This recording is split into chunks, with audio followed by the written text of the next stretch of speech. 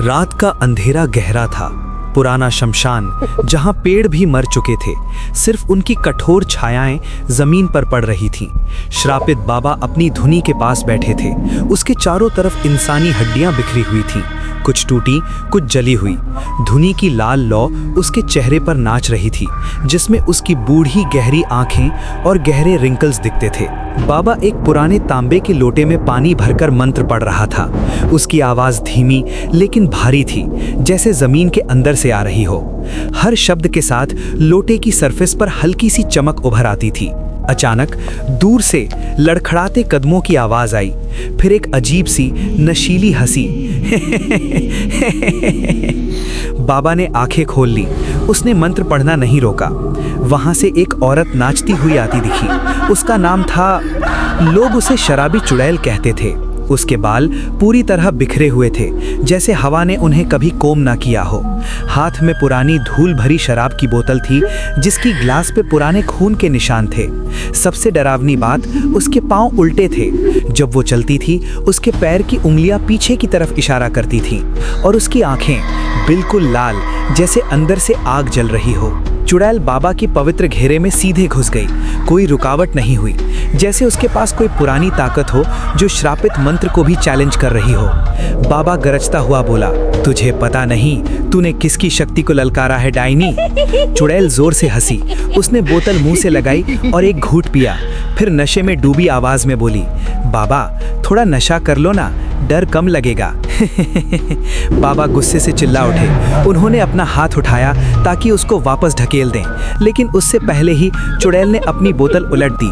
उस बोतल से जो धार निकली वो शराब नहीं थी, वो काला गहरा गड़बड़ खून था, गढ़े हुए बदबूदार, जैसे 100 मुर्दों का खून एक जगह जमा किया गया हो।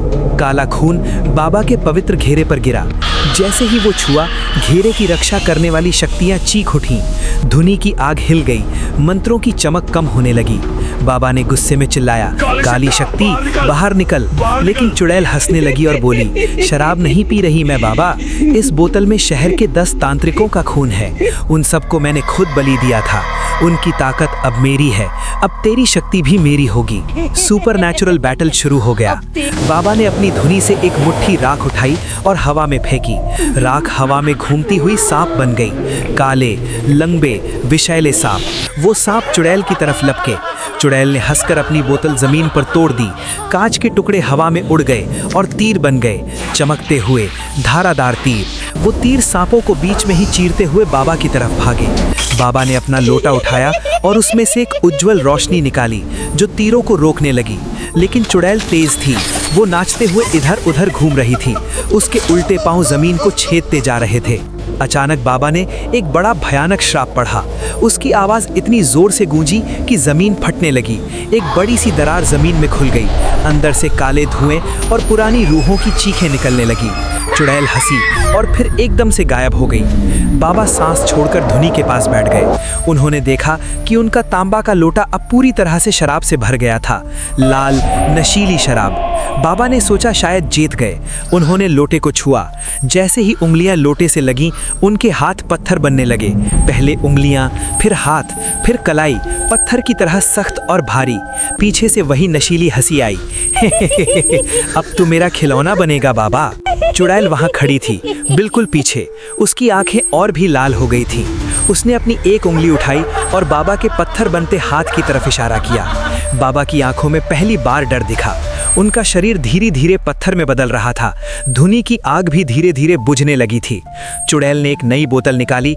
ये वाली और भी पुरानी और भारी थी। अब रात लंबी है बाबा, और मैं बहुत प्यासी हूँ। उसने हंसकर बोतल खोली। इस बार उसमें से सिर्फ एक आवाज निकल रही थी, जैसे हजारों लोग एक साथ रो रहे हों। शमशान फिर से सन्नाटा हो गया था।